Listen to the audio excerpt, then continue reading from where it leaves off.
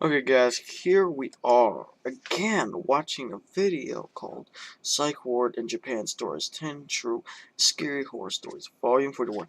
Let's get into it. I'm gonna put subtitles on.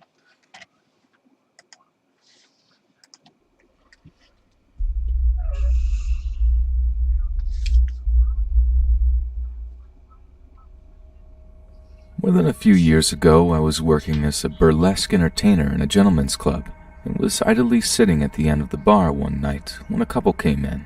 Not unusual. I had no contact with them and thought nothing of their being there until later. A few days after that night, the doorman handed me a piece of paper that had two names and phone numbers written on it, Laura and Richard. I was supposed to call one of them, so I called Laura, who told me that they had been the couple who had been waiting at the bar the other night, and they noticed me and thought I'd be perfect for a part in a movie Richard was producing. Would I be up for a meeting? Of course I would. Who wouldn't? I was told Richard would pick me up the next night at 7 and to wear something wild. 7 o'clock came the next evening, and I was ready in a white lace dress with ostrich feather trim when Richard showed up outside my building. So I went down, introduced myself, and got in the car. We agreed to go to the local bar I knew well for the meeting, but first we had to go back to his place so he could pick up some contracts he had forgotten. So off we went. He went in the house and came back out with a few manila envelopes and an open bottle of beer, a brand I didn't drink. Plus, it's against the law to drink alcohol in a vehicle here, so I stuck the beer into the window well of his Jeep and went to the bar. At the bar, he showed me what were supposedly scripts from this movie he was producing and some contracts, and it looked pretty legit. Richard was very nice, and I was interested. I'd made some plans to go out later with my soon-to-be boyfriend, so I excused myself to go call him on the bar's payphone and took my Corona that I'd ordered at the bar with me to the bank of phones. Okay. As a dancer, I've been taught by other older girls to never let your drink out of your sight. My boyfriend wanted to get going to another club, so I went back to the hotel where Richard was and told him I had to go. He didn't like that, and tried a few different things to get me to go to the movie set with him, saying I could meet Mickey Rourke and check out the set, but all I really wanted to do was meet my boyfriend, so I declined, took Richard's card, and left. I never heard from Richard again. But a couple of months later, the police came around the bar I was working at. They had 2 big books of mugshots and a stack of Polaroids with them, and they wanted to talk to all of us about a predatory couple who had been setting up meetings with dancers by saying they were in the film industry, then drugging and assaulting them. They showed me the 2 mugshot books and asked if I saw anyone I recognized in the pictures, and I immediately identified Richard and Laura. Then they showed me the Polaroids, which were trophy pictures of the couple in the act of attacking the poor drug girls, and asked if I knew any of the victims and where they might find them in order to talk to the girls. I only knew a couple of women in the photographs, but there were a lot that this had happened to. Richard and Laura were prosecuted. He went to jail, but she didn't because she was from a wealthy family and she also turned witness on him. About 12 years after Richard was convicted, I saw in the newspaper that he was up for possibility of parole, so I wrote a letter to the parole board telling the story and urging them not to let him back out because he's a dangerous offender who should have to stay in prison for the entirety of his sentence. If I had drank that open beer that he had handed me in his Jeep on the way to that meeting, I wouldn't have made it to the meeting and would probably have ended up in the stack of Polaroids. Girls and guys, always keep your eye on your drinks. Have fun, but be careful out there. That was fucked up.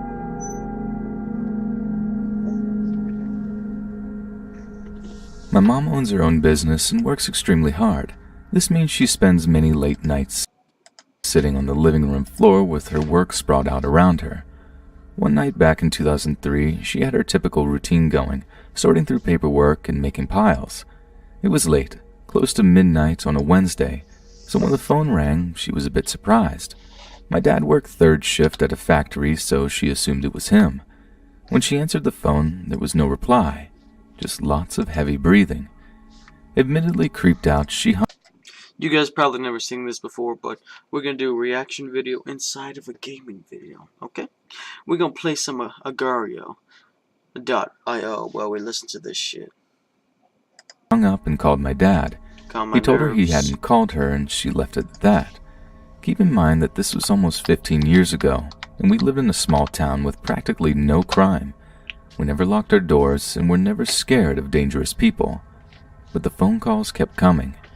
Every night, multiple times a night, and the person on the other end started talking.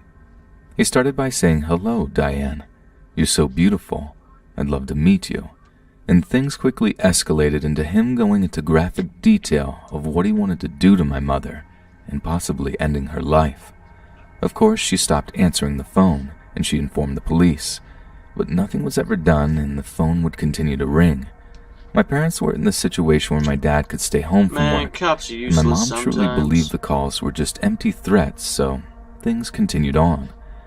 Until one night he got brave. My mom was sitting on the floor in front of our huge mirrored cabinet with all of her work around her when the phone rang. She ignored it as usual. She was concentrating hard on a piece of paper in front of her when a glimmer of light in the mirror caught her eye. She looked up to see a pair of eyeglasses peering at her in the reflection. She spun around to face the front door, which her back had been turned to, and a man was standing there staring at her.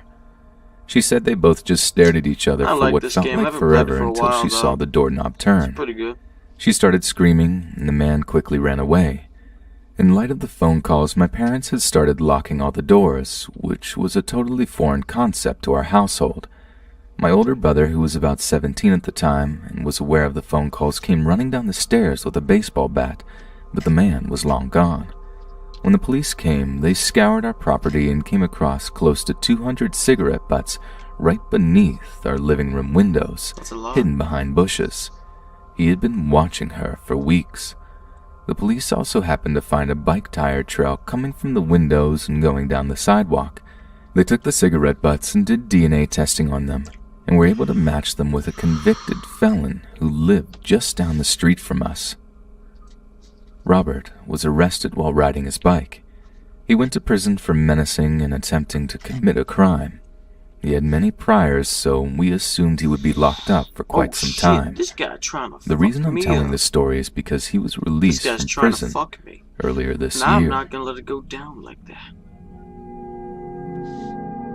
Well, fuck y'all. I'm not gonna die. This story is about I'm an listening event to that this happened to my jacked up, mother around fucked up shit while doing 1972 this when shit. she was 8 years old. She told me about it since I was young, and she truly thinks about it and is affected to this day. To set the scene, Oh, both my shite. grandparents ran a restaurant and gas station in I our dodged a hometown. bullet. They have always ran a business of some type since the 1950s. Oh, you This wanna means go that a lot of Mexico? days my mom would Mexico, have I'm to gonna take the fuck school you bus up. home and stay by herself if my grandma had to Mexico. stay and help run I got things. you.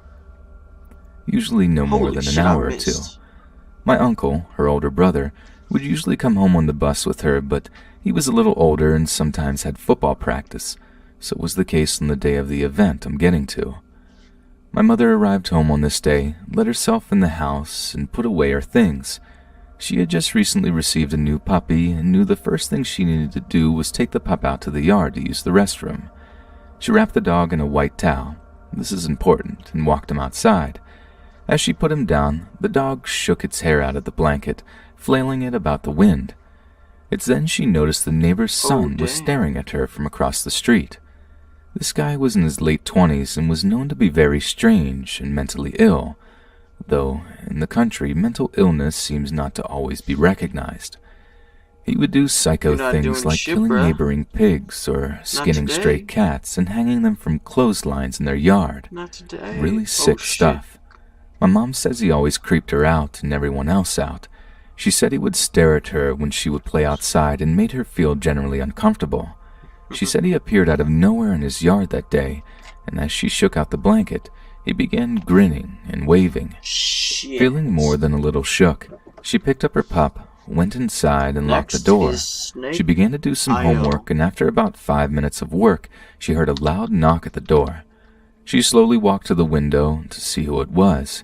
She knew it wasn't my grandparents because, of course, they had keys. As she opened the blinds, her eyes locked with those of the creep from across the street, like he was already looking in the window. She jumped Slither, I.O. and said she screamed a little as she shut the Let's blinds. do it. She walked to the door and made sure it was locked. She said he just continued with slow, continuous thuds on the door, almost in rhythm. Knock, knock, knock. Then she really got terrified as he began speaking to her through the door. "Hi, sweetie. I saw you with your doggy. Let me in to see him." She was in shock. "Come on, let me in, sweetie, please. I want to see your puppy." Oh, that's In full fucked up. freak-out mode, my mom screamed, "You need to leave now. You need to go back to your house. I don't know you." He kept knocking. Knock, knock, knock.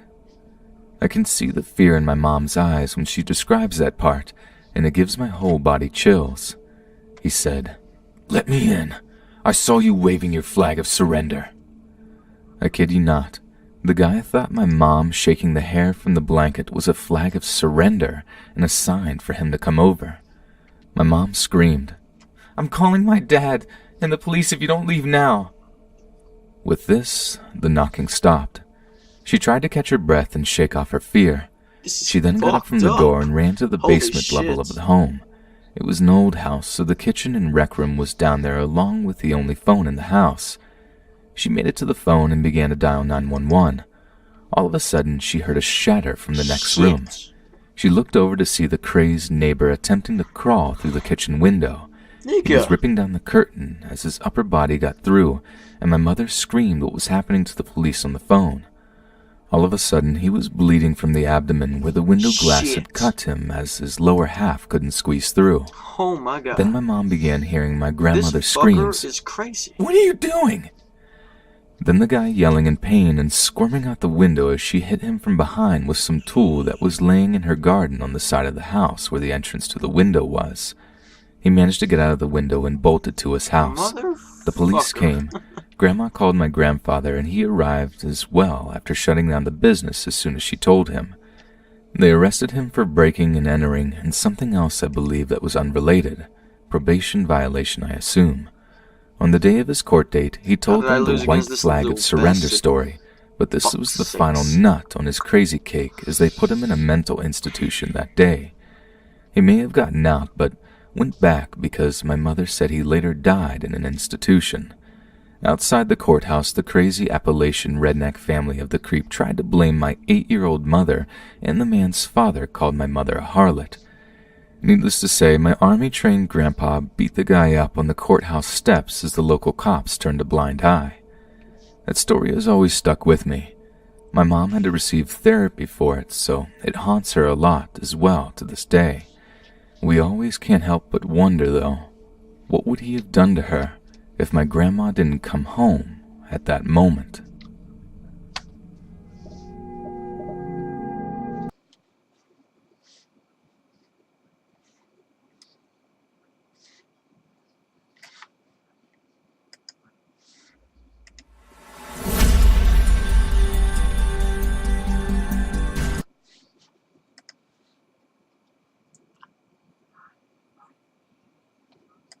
Holy shit.